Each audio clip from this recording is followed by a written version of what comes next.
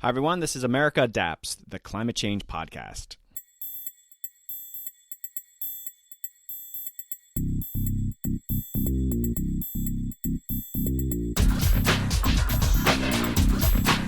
Hey, Adapters. Welcome back to the podcast. In this episode, we revisit the three-part California Adapts series, and this is the second in that three-part series. On occasion, I go back to the archive and share what I think are really incredible episodes. Maybe you missed it the first time it came out. My listener base has grown since it originally aired, and I like to bring some episodes up front and center in case you haven't explored the archive. This was a very unusual episode for me.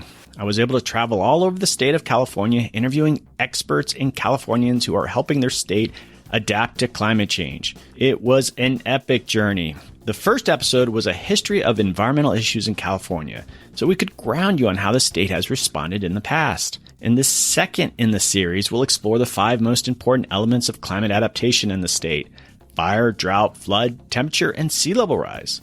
And finally, the third episode will take a look how the state is doing on adaptation. In my original introduction that follows, you'll get more background on who sponsored this and what we were trying to accomplish. I hope you enjoy the re-release of this series.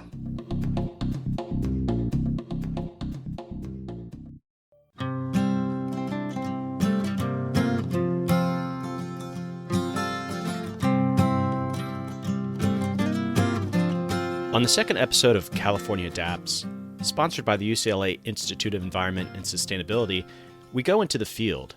First episode, we heard about the Great Flood of 1861. Leland Stanford got in a rowboat and rowed to the Capitol, and then the legislature gave up and moved to San Francisco until the waters receded. California emerged as a national leader in environmental protection, epitomized by how they dealt with the Los Angeles smog crisis of the 1970s. You can make a change, and we did that. And guess what? Businesses didn't go broke. People made money, and there were jobs created making catalytic converters.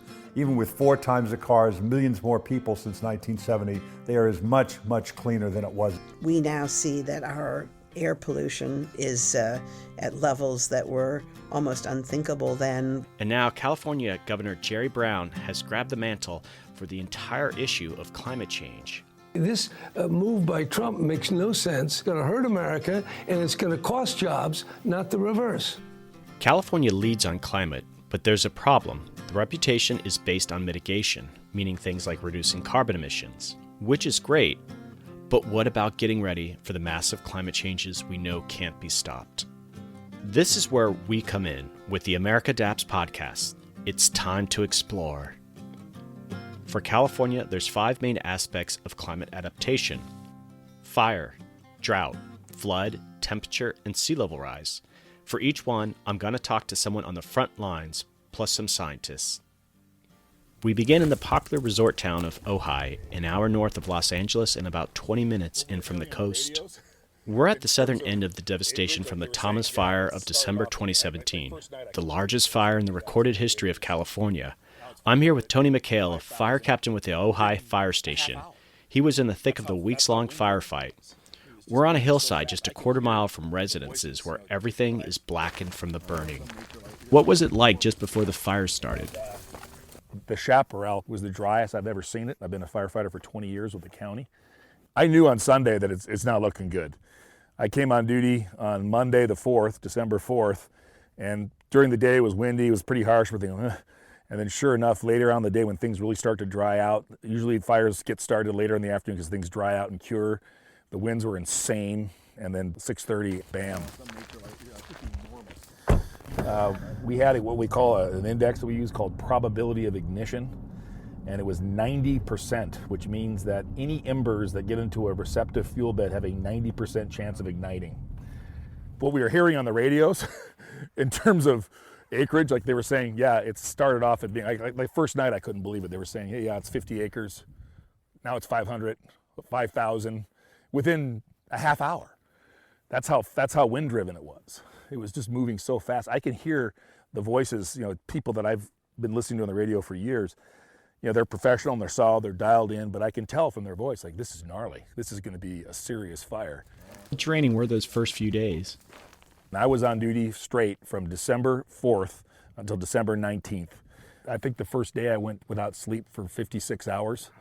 And, that's where you start getting loopy with, you're sleeping, if you can, on the grass, in front of someone's house. But then they get you off on operational periods. So then they had us 24 on, 24 off, and they bed you down, feed you. It's a whole structured system. They bring in field kitchens. They set up in it could be a big park or a fairgrounds or whatever, and they bring in equipment. Be chaos with homeowners. It creates a lot of anxiety when you have the public trying to stay and defend their houses. And I understand we can't make them go, and I'm not in the business to make people go. But I tell them, I said, hey, nothing's more precious than your own life. But I tell them it creates a lot of anxiety for us because our first priority is human safety. Tony talked about what they call a career fire, one so large it defines your entire career as a firefighter. 2017 had not only the Thomas Fire, but also the horrific Santa Rosa Fire in the north that claimed 44 lives. Here's the weird thing about it. Career fire, okay, great. But I've been on 2 career fires within 1 year. So what does that mean?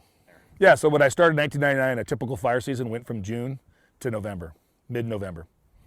Occasional anomalies, but pretty steady, pretty predictable. And we staffed accordingly. And then now we're seeing that we're getting fires any time of the year. I mean, I've been on fires in January, February, I've been on fires, which is completely unheard of. Tony, you had said to me the Thomas Fire was a game changer. What did you mean by that? The game changers are the weather. The climate is changing. And we're, at the fire service, it's kind of an unspoken rule. We have to adapt to that. It's just a new reality. We're seeing bigger fires. We're seeing longer fire seasons. We're seeing bigger and more destructive fires. And we have to adapt accordingly. And so that means looking at our staffing levels, becoming a little more adept at some of the new fire science that's out there with fire behavior, dealing with our tactics, staying physically fit. We owe it to the people that we serve to be that way, but we have to adapt. It's like 280,000 plus acres. So, it's been stunning to see the miles of burned landscape around Ventura from the Thomas Fire. But the question we really want to know is whether this is the result of the changing climate. It's time to talk to some scientists, starting with Alex Hall of UCLA's Institute of Environment and Sustainability. Alex, do you think the increase in fires in California is the result of climate change? Well, yes. So there are observed sensitivities of fire characteristics to climate. And we know that the climate is changing in a way that will increase fire size. So you've been studying the issue of fires in California for quite a while now. It's been an incredible journey for me. As a graduate student in the 90s, when I was going into this field, we made predictions of increases in fire size and fire risk in Southern California a few years ago. And it is very strange to see these things happening.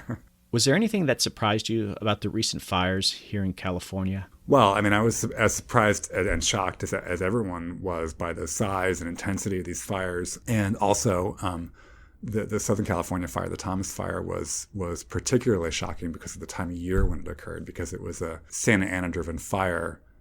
And those happened in October, and this one happened in December. So it was a very strange occurrence. It would be, I don't know, like snow happening in June in Maryland or something. I mean, it was a bizarre thing, and because that's just not our fire season at all. So there were some peculiarities, and of course the size of the fires, their intensity, the fire modeling community is very surprised at their inability to model these fires, to predict them. There's something different about the way they behave. So you could see some of the fires from UCLA campus, right? Yes, we could see the Skirball fire, which was up in the hills. It happened right here near the campus. The campus was evacuated and was used as a center to support the firefighting personnel. They were taking their showers here and resting and relaxing, and in the centers on campus. And I mean, it was a very unusual event for sure. Leroy Westerling is another climate scientist in California studying fire. He's a professor in the School of Natural Sciences at the University of California, Merced. Leroy, did you grow up here? I did, yeah. My family's lived here for 5 generations. So. What would you say is the most shocking thing you've seen with regard to fire since growing up here? Well, I don't remember there being this much fire year in and year out. And it's really kind of debilitating almost. You don't want to go outside. My lungs hurt. I was coughing for months this fall and winter because of the smoke and the effect on the air quality. I live in Mariposa area, and we had a huge fire there. My whole town was evacuated. I can't think of a year where you had as calamitous a fire year in Northern California and in Southern California and in the Sierras all in the same year. That's just amazing. Why do you think it's been so widespread? Our ecosystems here have been drying out because the warmer it gets, the more evaporation there is, the more demand for water. The atmosphere tries to draw water from the ecosystems and from the soil. And so in your wet years, it's drying out, and so you're carrying less moisture over from your wet years to your dry years. And then in your dry years, you're evaporating that much more, and you have less water carried over from the preceding year. So everything's just drying out constantly. And yet not everyone thinks that climate change is the biggest factor. John Keeley is a fire researcher with the U.S. Geological Survey. I think the most important message I try and get across to audiences when I talk about these instances is there's probably been too much emphasis on global warming in some landscapes. In fact, we just had a paper published this week, in fact, in the Proceedings of the National Academy that looked at national patterns of fire activity and climate and came to the conclusion from the data we looked at that the importance of climate in determining fires across North America is largely a function of people. And where there's more and more people, there's less evidence climate is determining fires because humans undoubtedly are overriding the climate signal. But Leroy Westerling doesn't totally agree. Just because you add more people doesn't mean you add more ignitions necessarily. What really matters is whether or not they can escape control and start growing rapidly into really big fires or not. And climate plays a big role in that. One thing to keep in mind is that when fires are ignited by people, they're generally ignited where lots of people are, which means that they're detected very quickly and they're accessible. They're usually along roads. And so if the resources are available, most of them are put out very quickly before they ever have a chance to spread very far. And so the real question is what drives the conditions that make them escape control so quickly? When it comes to this question, everyone's in agreement. John Keeley. We have a much more important factor, and that is extreme weather events, in particular the autumn Santa Ana winds. With the Thomas fire in December in Ventura, those Santa Ana winds blew for over a week, and it turned out to be the largest fire in recent history in Southern California, or in all of California. Which brings us back to Fire Captain Tony McHale. He took part in the horrific Santa Rosa firefight. He talks about the role of the wind. I don't know if you are familiar with the area up there in Santa Rosa. I was talking to fellow firefighters, and they said when that thing came ripping into town, it looked like lava. Totally wind-driven. They call them Diablo fires. Those are their east winds up there. He said the fire was so wind-driven, the fire was like following the contours, moving like lava, casting embers 3/4 of a mile to a mile ahead of itself. And not just little embers, we're talking showers of embers, what we call fallout. And I mean, literally they set up their command post in town in front of a giant Kmart, huge parking lot, should be a safe area. That started catching on fire and they had to abandon their command post. It was like broken arrow time, you know? So how's the state doing for adapting to fire with regard to climate change? The state has a strong fire response program, as Tony McHale mentioned, but the climate is changing in ways that are hard to predict. So what seems certain for the future is that there will be a lot of fire, but then there might eventually come a time when there's just not much left to burn. This is what Leroy Westerling suggests, which actually sounds a little grim. I think the landscape where I live in Mariposa is changing pretty dramatically before my eyes. We lost basically all the firs and pines around the town where I live in the drought and the beetle kill after the drought. As it continues to dry out, I think it's going to look more like San Bernardino and less like Sierra Foothills. And eventually, you know, we're looking at a climate more like Baja California. So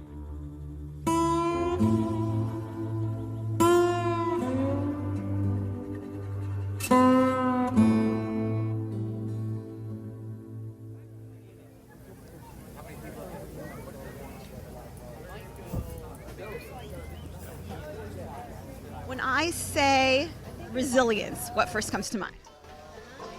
Resilience. These are hard questions. It's too early in the morning. Being able to rise back up after having something bad happen. What about in the terms of environment? If I say environmental resilience, what comes to mind? Green grass after a rain, especially in LA because everything's really brown right now, and we just had a rainstorm, but the trails have like beautiful grass growing right now. What do you think is one of the biggest climate change issues that's facing LA? Water. Why? Lack of water, and you know, look at Cape Town right now. They're suffering literally like 90 days of water left. It's scary here.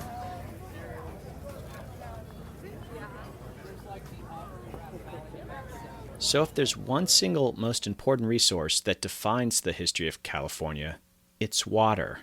In fact, if you look at the recent Thomas Fire, you see it was sandwiched on either side by a 4-year drought so severe it's referred to as a mega drought.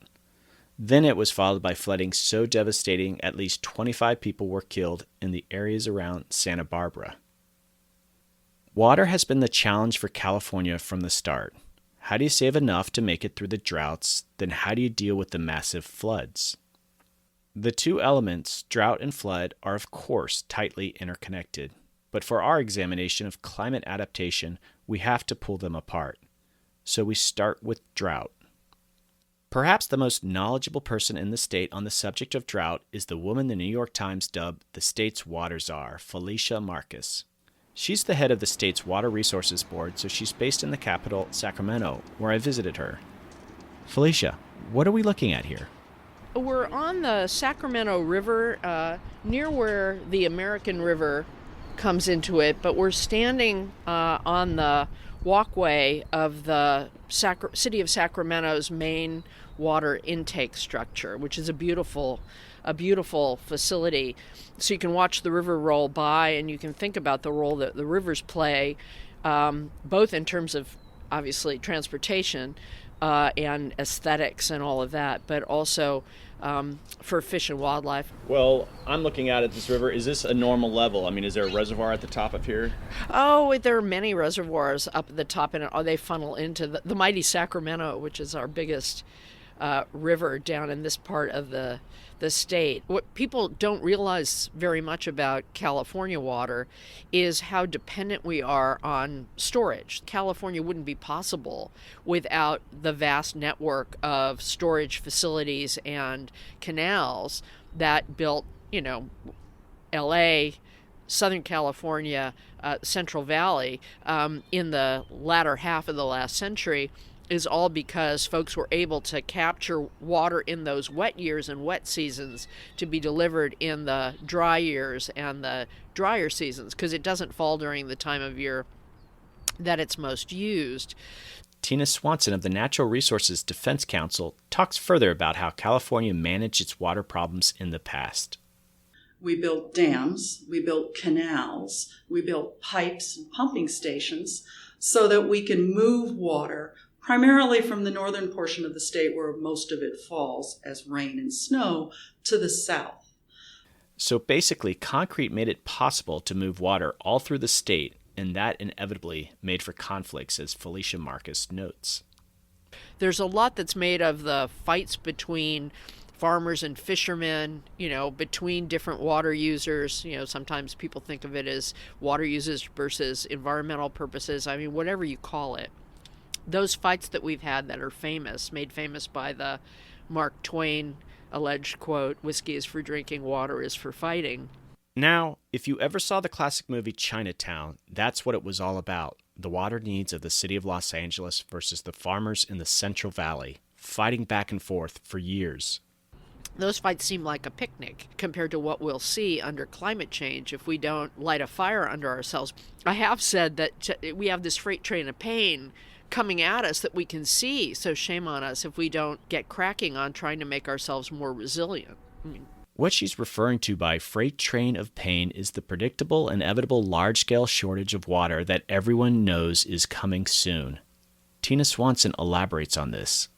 The state of California is already living beyond its water means, even given its current very complex and very impressive plumbing system, which allows it to capture lots of water and move it to places where it is needed.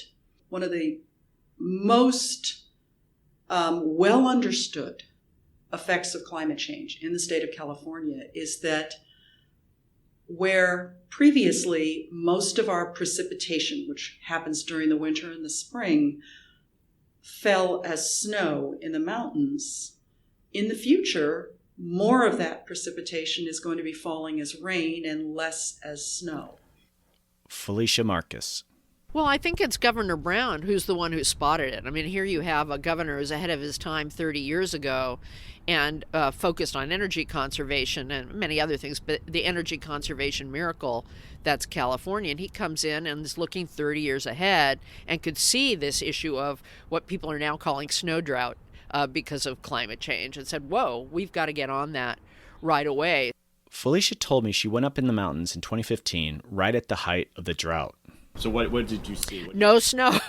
It was amazing being up in the Sierras where I knew there was normally, sometimes huge snowdrift, other times, a foot of snow or patchy snow, and see absolutely nothing. And to me, all I thought of were those poor people in the Central Valley on shallow groundwater wells who were out of water. So I just, up in the Sierras, I could see the pain that would happen that coming spring and summer for the folks throughout the Central Valley. What she means by groundwater management is the system of underground aquifers and wells. Tina Swanson. Groundwater is like our savings account. And what we've been doing in order to keep ourselves living at the level of water use that we've been doing is just depleting that savings account for us. And we don't know how long we have until it's gone and it's not accessible. But there have been places in the Central Valley where people's wells have gone dry. The other major natural water resource is what lies above the groundwater, referred to as surface water, which is the system of reservoirs and rivers. In California, groundwater and surface water have been historically managed completely separately, which flies in the face of what the science tells us about groundwater. And because they weren't managing groundwater, was very poor long-term planning, particularly as regards to future droughts. And here's the problem for groundwater. Well, California is, of all the states in the union, the one with the weakest groundwater management rules anywhere. So there, we're doing actually a very bad job of managing our groundwater, and we're way, way behind schedule as to where we should be in terms of stopping the overdepletion and bringing the groundwaters into balance. All of this means there's a need to change. Our entire plumbing system, and in particular our reservoirs, were designed and built and are currently operated to capture snowmelt. They are not operated to capture rain, nor do they have the capacity to do that. So that system isn't going to work as well in the future as it has in the past. So that's going to require some changes. Change is going to be the challenge, especially for agriculture. Ashley Bourne is the Executive Director of Sustainable Conservation based in San Francisco. Her organization works extensively with the agricultural community on water-related issues such as overdrafting. Hey, Ashley, can you tell us what overdrafting means? Farmers have been overdrafting, or that area has been overdrafting its groundwater aquifers, meaning that they're taking out more water than is being put back in. And we have very serious overdraft to the point where we've got, land sinking, wells going dry, land going out of production. And we believe, and our partners have demonstrated, that those farmers can accept large volumes of water in high water years, recharge the aquifers, and not have any impact on the health of their crops or the yields of their crops. So they can become part of the solution in recharging aquifers and helping the state adapt to climate change. Do you find it difficult to talk to farmers about climate adaptation? It's interesting. Farmers, they say, we always adapt. The weather's always been changing. We've always been adapting. That's just what we're doing. And so that's why that's an easier angle to get in, to be talking about it. And they are seeing that there are more extreme droughts, more frequent flooding events. And so that's what we have to prepare for. But that's why because climate change unfortunately is politically charged. So we usually talk about it in different ways. Again, extreme events, droughts, preparing for drought is usually the way they do it. For the final word on drought in the state of California, I'll hand it back to the state's water czar, Felicia Marcus. There's a way to be creative and adapt versus insisting on doing things as they've been done in the past. Because as I said, the past is no roadmap for the future.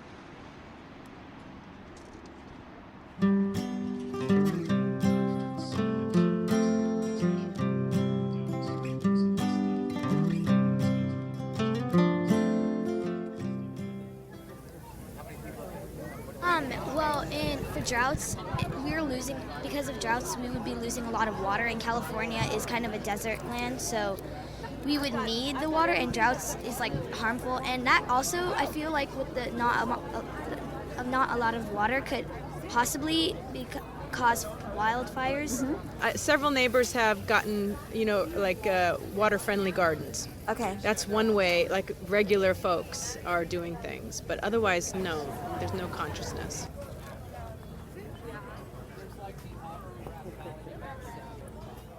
The flip side of drought for California is flooding, which we can talk about in two forms, chronic versus acute. Acute flooding would be catastrophic floods like the Great Flood of 1861 and 62 that we heard about in the first episode from Dr. Jeff Mount of UC Davis. It was the most severe natural disaster to ever hit the state.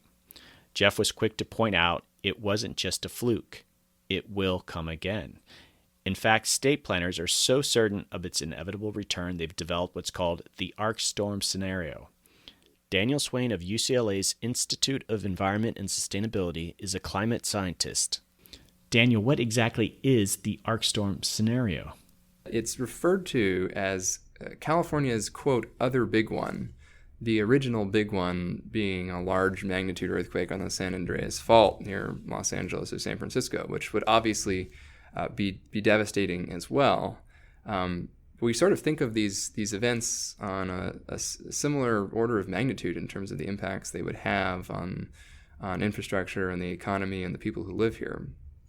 The ARkStorm actually comes from a natural disaster contingency planning scenario from the state of California. And what it stands for, it's actually an acronym. It's the Atmospheric River 1000 Storm. Breaking that up a little bit, an atmospheric river is a very real and formally defined atmospheric process.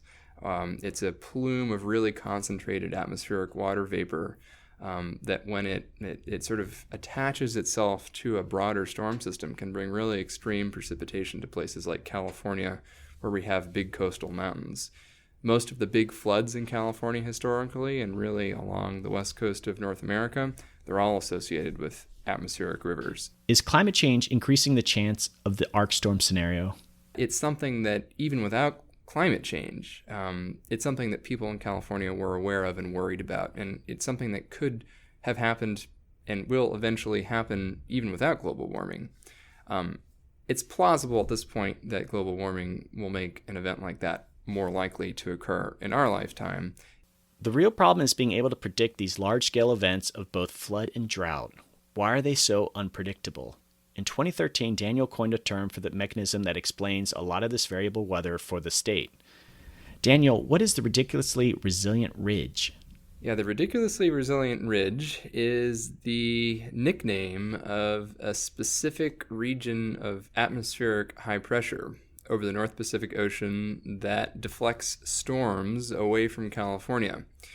And when it occurs during the winter months, it can essentially lead to drought conditions because we have such a well-defined rainy season here in California that if we don't get that water during the winter season, it isn't going to come during the rest of the year.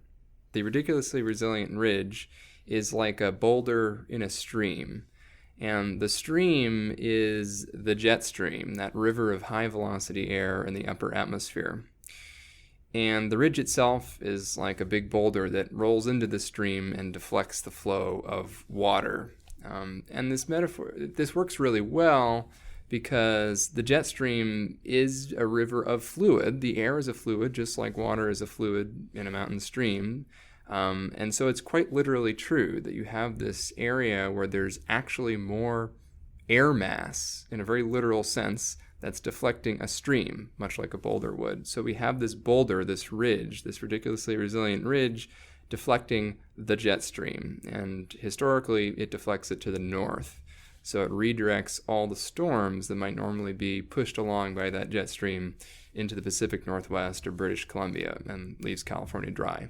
You coined the term the ridiculously resilient ridge, right? I did. It was something that was sort of a tongue-in-cheek reference in a blog post of mine back at the very beginning of the most recent California drought in 2013. And it got picked up by the media, and it sort of took off from there. It sort of has a life of its own, and now it's a term that's used pretty frequently. I mean, you often hear questions about whether the ridiculously resilient ridge has returned any time where we have a dry spell in California.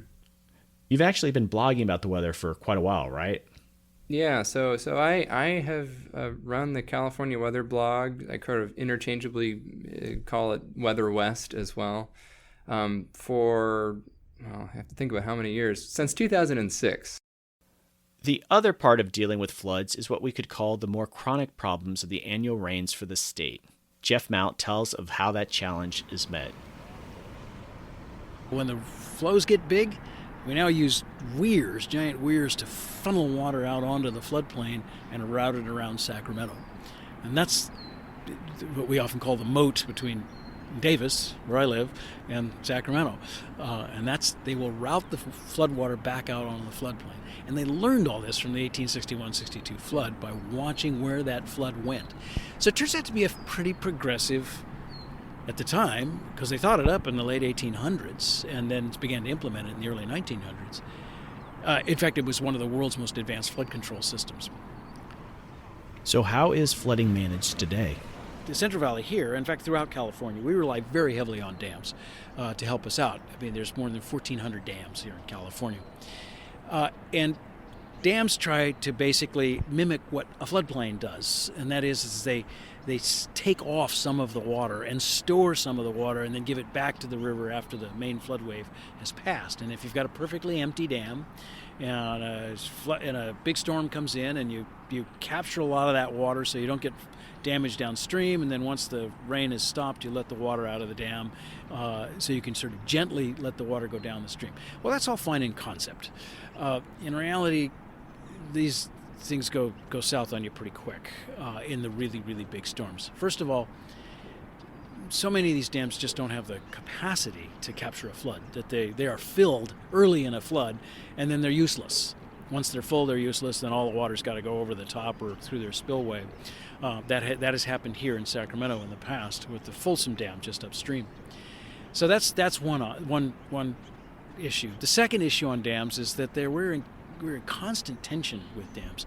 We don't know at the beginning of the wet season whether we're going to have a drought next year or whether it's going to be a wet year. Right? So we're all hedging our bets. So I guess flood planning is challenging. Drought planning is easier than flood planning. People don't die during droughts. To prevent a flood from causing serious damage is unthinkably expensive. And so who's going to put up the money for it? Especially at a place like this, where we've got, property rights are supreme. People don't like to pay taxes.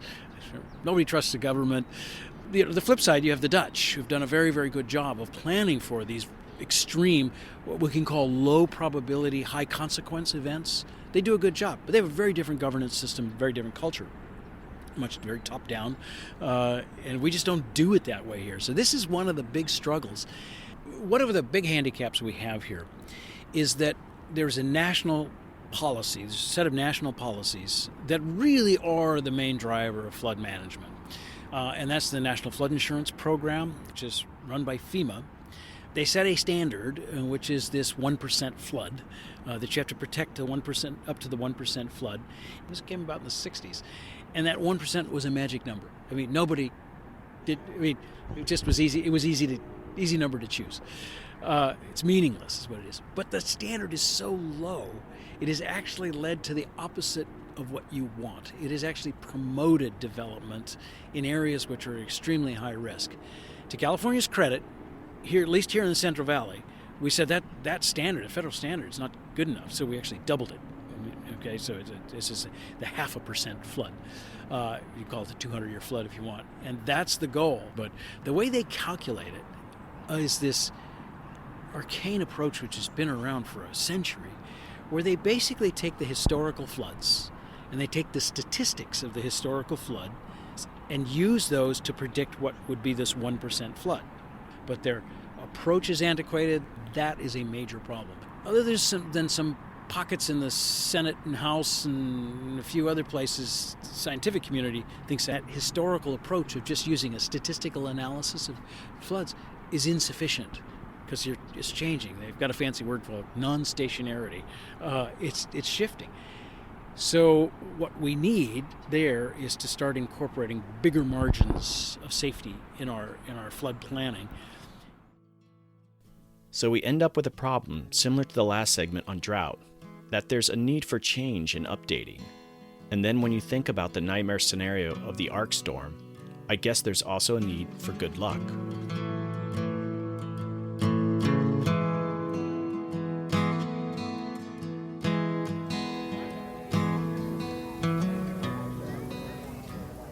So out of these climate impacts, which one concerns you the most? Flooding, And because why? as you can see from Houston, it's really bad because it totally took out neighborhoods, cities, and just people don't know how to control it because it's just Mother Nature's.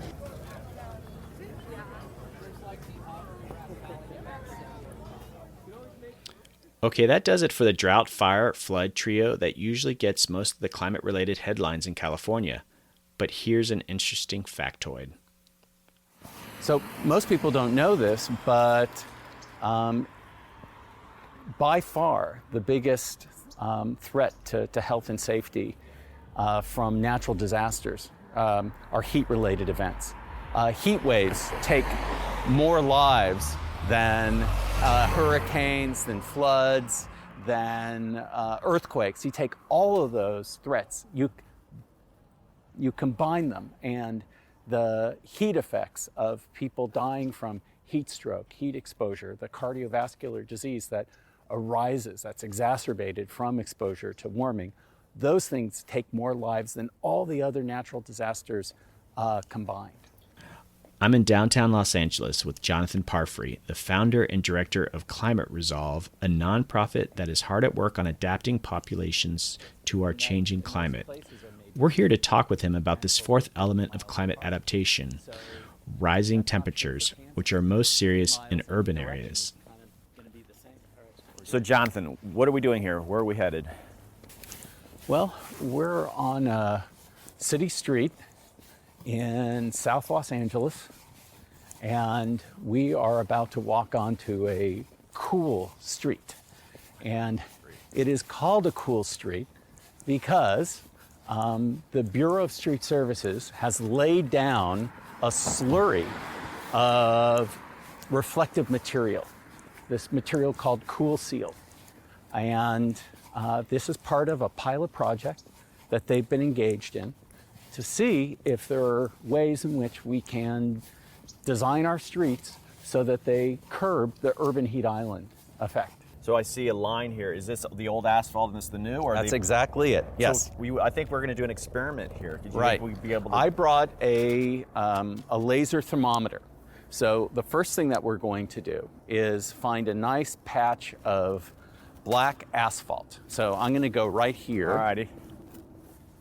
And I hope I don't get hit by a car. And so let's see. Okay, it says that it is 81.3 degrees. It's not too bad. Not too bad. That's the temperature of the road. That's the old asphalt, and so now we're going to go... That's right. And we're just walking a few feet from one side of the street to the other. And now we're going to see if this more reflective material is cooler. So, here. So that was 81.3, and this is 77 degrees. Wow. So this actually looks like even a sunnier spot, and it's 4 degrees cooler. It is cooler. So this is, and then there are other materials that can be used on a street. So for example, here is here's some concrete, and that concrete is around 76, well, now it's in shade. It's around 77 degrees. So when it comes to paving streets, the city of Los Angeles has a mix of asphalt and concrete, and now it has introduced this new kind of cool seal to its asphalt. In fact, the city of LA owns 2 asphalt factories, and so its preferred material is asphalt, and that's why our organization has been championing the cool seal, because most of the streets in LA are going to be paved with asphalt. So let's take advantage of that, and let's find the right material to help keep LA cool in the face of that. So I'm looking at probably 200 yards of this. There's a lot more roads in LA than that. Oh yeah. How expensive is this? How are you going to even fund this? What's the plan for that? So as it is right now, this does cost a little bit more, but the Bureau of Street Services is looking at this material and applying it more broadly, because one of the things that makes streets deteriorate is the heat effects. And you have to repave on a more frequent basis the hotter it gets. And so you actually might be able to prolong the life of the street by having this cool seal on top of it. So this is part of an experiment that the Bureau of Street Services is engaged in. And the next step is to look and see if we could take these cool streets and do it over the length of an entire neighborhood, and to see if we have a cooling effect where it's not just one, 200 yards of street, but if it's perhaps, 20 or 30 blocks of cool streets, and we'll see if that also cools down a neighborhood. So this is mandated now, like all new road construction? No, this is an experiment, and there's 14 different pilot projects right now related to cool streets throughout the city of Los Angeles. And there's about to be a 15th, and because there are 15 council districts, and so there's going to be 1 cool street per council district. What is mandated are the cool roofs in Los Angeles, that every new or refurbished rooftop has to use cool roofing material. That's mandated. This is your first time here at this location. It is. So does it meet your expectations? Is the temperature that's lower, is that around what you wanted? Well, we're here on a January day, so there is a bright sun, and so we're seeing about, a 7-degree difference in temperature between the traditional dark-colored asphalt and the cool seal. But imagine it's a much warmer day in the summer where it could get up to, 90, 95, 100 degrees in this neighborhood. And to have a street that could keep that neighborhood cooler, I could see that being a real benefit.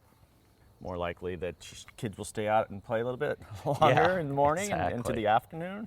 We hear these stories all the time of when it gets really hot, the asphalt actually sticks to people's shoes, and it almost turns into like bubble gum. It presses down and it deteriorates. But with this cool seal, the advantage is that it's something that could last longer. And so we're experimenting with that, and we're going to see how it does. The cool roofs, is that what? Then there are cool roofs. These are cool streets, and then there are cool roofs as well. So what are some of the strategies to keep the temperatures down in the city? So cool streets, cool roofs, green gardens. I mean, what are you pushing at? Tree canopy is also absolutely critical. Our organization, Climate Resolve, we changed the city's building code, and this is what we did. And so we like the idea of there being more trees planted, and the trees will in turn keep the buildings cooler, so they don't have to use as much electricity to keep the refrigerator cool. They don't have to use as much electricity if there's air conditioning being used. But one of the reasons why, frankly, we like cool roofs is because about 50% of the homes in Los Angeles, they don't have air conditioning. And so to save lives, to keep people, healthy and happy, if they have a cool roof, they're going to do better during those heat waves than people that are just cooking inside their own apartments. Heat is clearly a lethal threat, but there's also a lower level, more long-term impacts that, if you document them, may draw the attention of the broadest of popular media, which is what happened to economist Alan Barreca of UCLA's Institute of Environment and Sustainability. Turns out climate change might have a downside because a new study claims humans will have less sex on a warmer planet because, and this is a quote, hot weather leads to diminished coital frequency. Also leading to diminished coital frequency, the phrase coital frequency. Check my coital frequency. So, Alan, that was your research he was referring to. What was your study about? So I work on studying or quantifying the effects of heat waves on our people's chance of dying. So how do heat waves, how did they affect your chances of dying early? Heat is the real killer, and I think that's especially true in Southern California. Heat kills through a couple different ways, but the main one is that heat puts a lot of stress on your cardiovascular system. Your cardiovascular system is working hard to keep you cool when it's hot outside. But what's surprising is that air conditioning can actually reduce the chance of you dying almost 100%. And that's what I found looking at historical records throughout the United States. So what I did is I put together about 100 years of mortality records across the entire United States. And I looked at, okay, when there is a heat wave, how many more people die, say in California in 1930?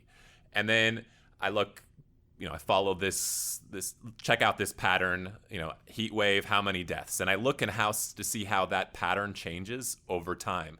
And what happens is, starting around 1960, the same time air conditioning is introduced, the cost of air conditioning fell, more people are building homes that are come installed with central air conditioning, that right around the same time, the chance of you dying during a heat wave falls about 80%. My research is showing that extreme heat is really bad for your health, and it really increases your chance of dying from cardiovascular stress. So right now, a hot day, which is a day where the temperature gets above 90, we have about 30 days per year on average. And I expect those to be, by the end of the century, these hot days to go up to about 90 days per year. So we're tripling our risk. So throughout the state now, there are lots of people working on this issue of how to cool down our cities. As the temperatures rise and keep hitting record highs, the problem gets increasingly urgent. Juanita Constable is with the Natural Resources Defense Council and is Special Projects Director of their Climate and Clean Air program. As Jonathan Parfrey said, extreme heat is the deadliest weather disaster in the United States. It takes more people than floods, than hurricanes, than cold, and in fact, heat can kill you in 27 different ways, so it's not anything to mess with. Why are cities so bad? For one thing, cities are built environments. They're very dense. The air doesn't move as well as it does in rural areas. There's lots of heat-absorbing surfaces like pavement. And when it comes to low-income neighborhoods in particular, or communities of color, they're often in the densest, most built-up parts of cities. So they're more likely to experience higher temperatures than more affluent and often whiter suburbs, or even, more open areas in cities. The other issue for low-income neighborhoods is that they are less likely to have air conditioning or the ability to afford to pay for it. Nearly 1 in 5 Californians were in poverty in 2015. Families in poverty pay a much larger percentage of their household income towards housing costs and energy costs, which means that when it gets really hot, they might not be able to turn their air conditioning on.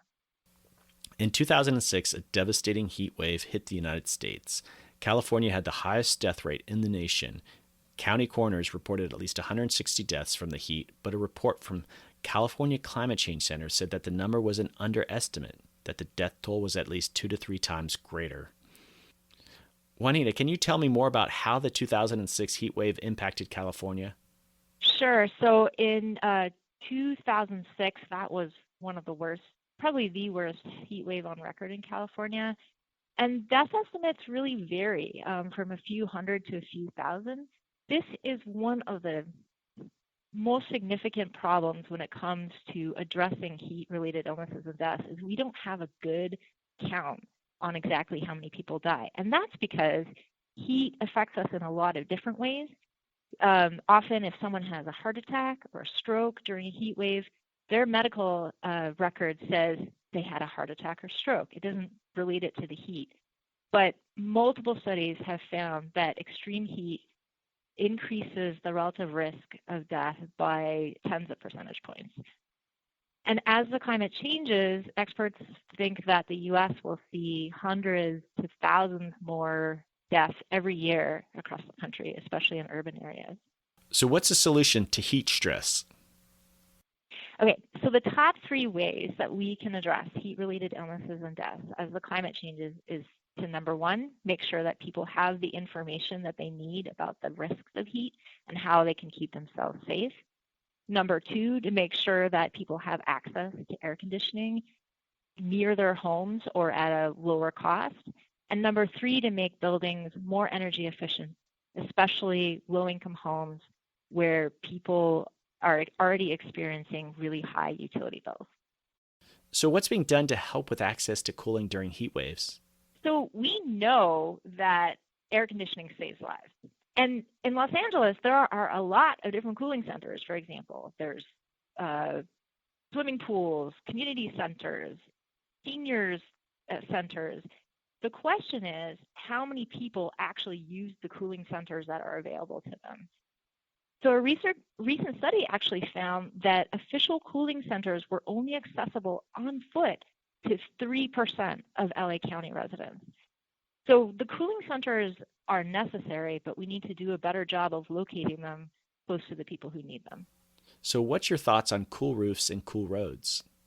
So cool roofs can help take care of some of the urban heat island effect that we're already seeing. But if we keep polluting the way we're doing, they're not going to knock back the temperature very much in any one place. And cool roads are even worse in some respects because it takes a lot more water and energy and carbon pollution to make the kinds of cool pavements that we need to actually reflect sunlight. So they're more energy intensive than traditional pavement. So I worry that we're too focused on what seems like quick fixes for a much bigger problem. I also worry that public health officials are always scrambling to prepare for the disasters of the past and not the disasters of the future. And that's understandable given all the other demands on their time and energy, but we don't have the luxury to keep planning for the past. So, there are lots of good programs in the works, but as Juanita Constable said, if only 3% of people can make it to the cooling centers, clearly a lot more work needs to be done.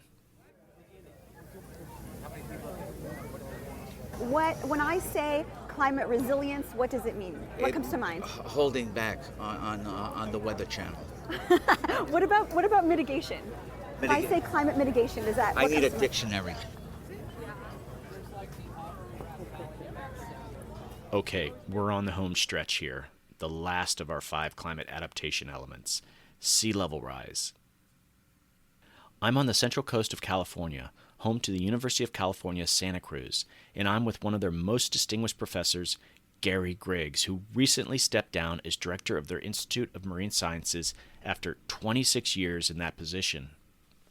We're standing next to Pleasant Point, one of the most popular surfing locations in the area, and I'm wondering about something called maladaptation, the idea of thinking you're adapting to the climate, but what you're actually doing is making things worse.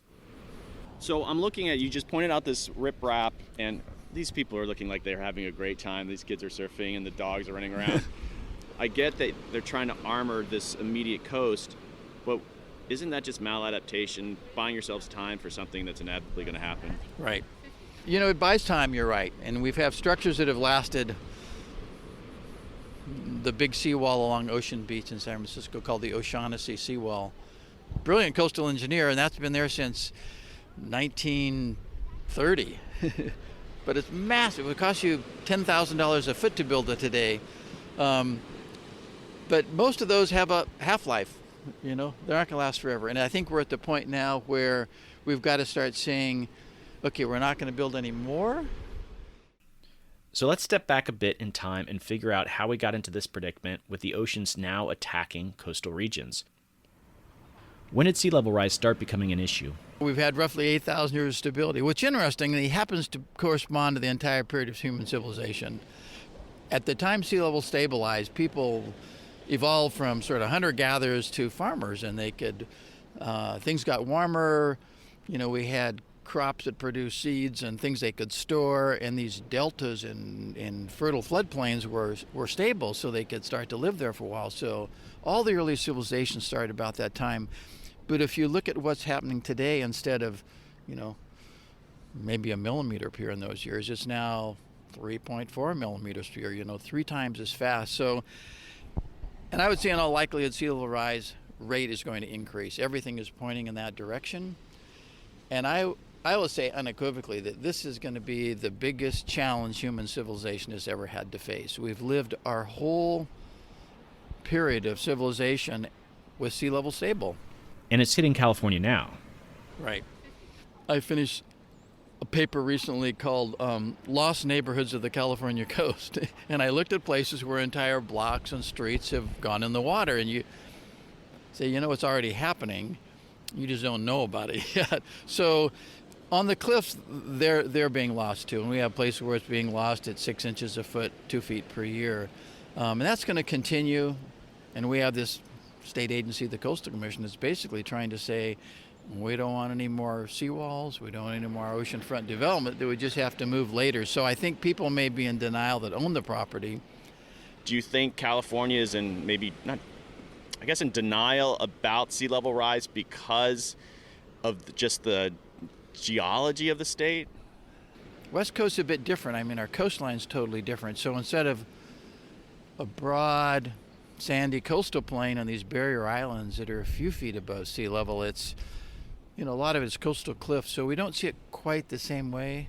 But around San Francisco Bay, it's a huge issue, and we've already got, you know, tidal flooding onto the Embarcadero in San Francisco, this main thoroughfare, and you can see waves washing up there at high tide, and people are saying, whoa, these so-called king tides, these extremes we get. So where is this all headed? Well, prediction is difficult, especially about the future. I think that was from Yogi Berra. So 3 feet we kind of settle on, and now all of a sudden with the ice in Antarctica, we're saying, oh, could be 8 or 10. So this turns out to be the big problem for sea level rise: uncertainty. Glenn McDonald is a faculty member with UCLA's Institute of the Environment and Sustainability. He studies sea level rise in coastal wetlands and knows the issue well. Glenn, will there be a foot or 6 feet of sea level rise?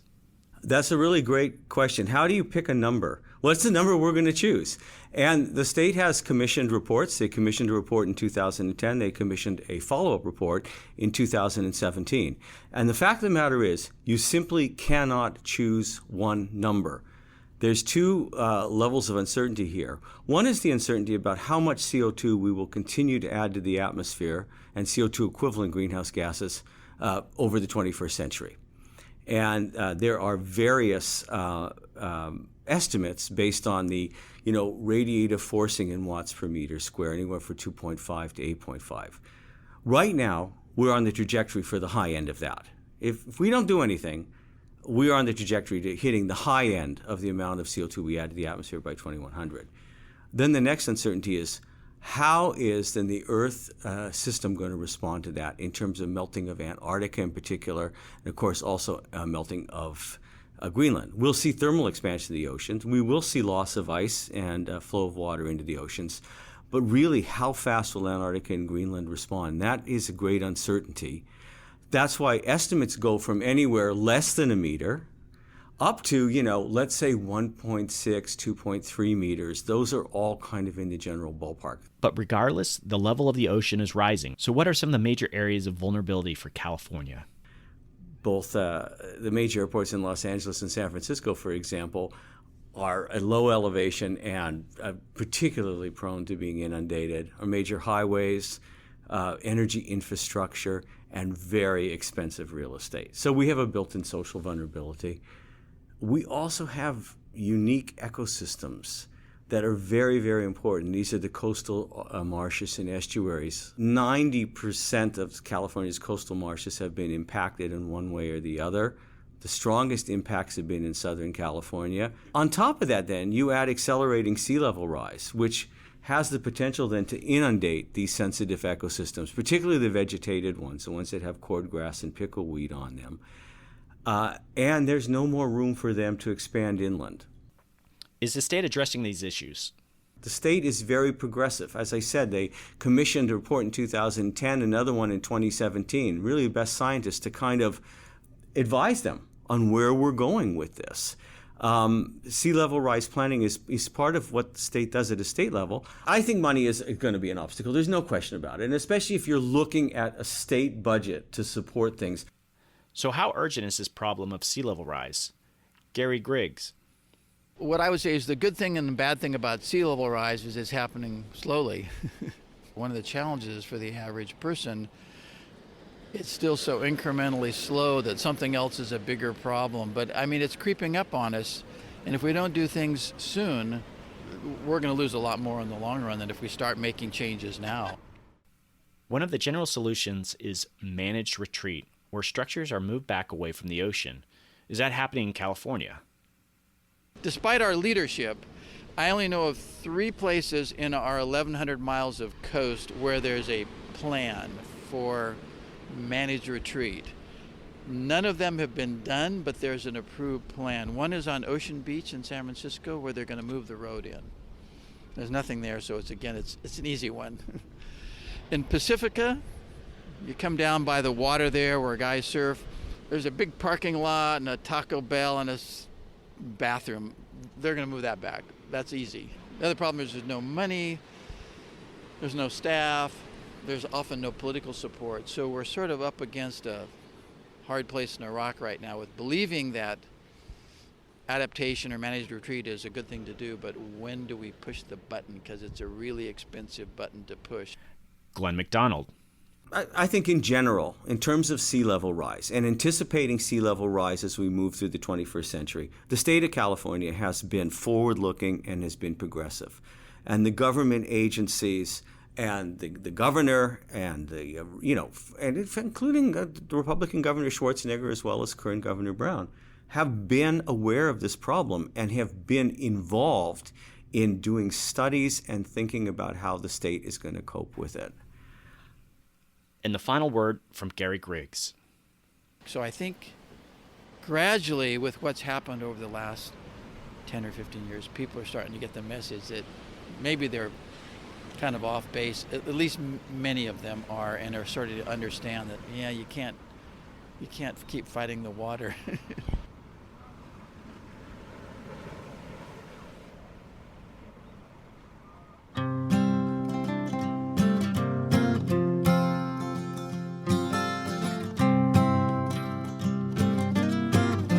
So that does it for our tour of California, looking at various aspects of climate adaptation for the state. We've heard from nearly 20 experts on what we feel are the 5 most important elements of climate adaptation for California.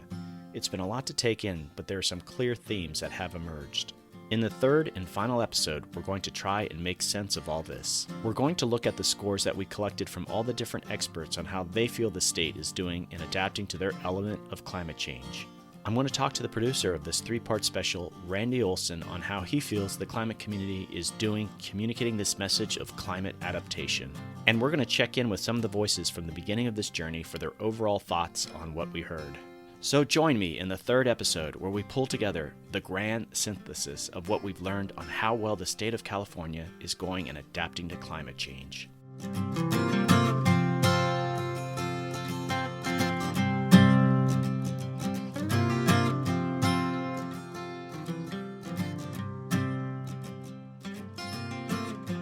Okay, adapters, that is a wrap to the second episode of California Adapts. I hope you enjoyed it. Episode 3 is now available to download. I hope you can finish the series. You won't regret it. Again, thanks to the UCLA's Institute of the Environment and Sustainability for sponsoring California Adapts. This 3-part series was produced by scientist-turned-filmmaker Randy Olson. For more information on Randy, please see the show notes. If you enjoyed this podcast, please share with your friends and colleagues on social media. Those links are also in the show notes. If you are interested in doing a similar podcast project focusing on any number of topics related to climate adaptation, please contact me. My contact information is in the show notes or at the website americaadapts.org. If you want to hear more about these adaptation stories, I speak at conferences, events, and to private groups. Don't forget to join the Facebook page and the Facebook community group. Okay, adapters, keep up the great work. And don't forget to download Episode 3 of California Adapts.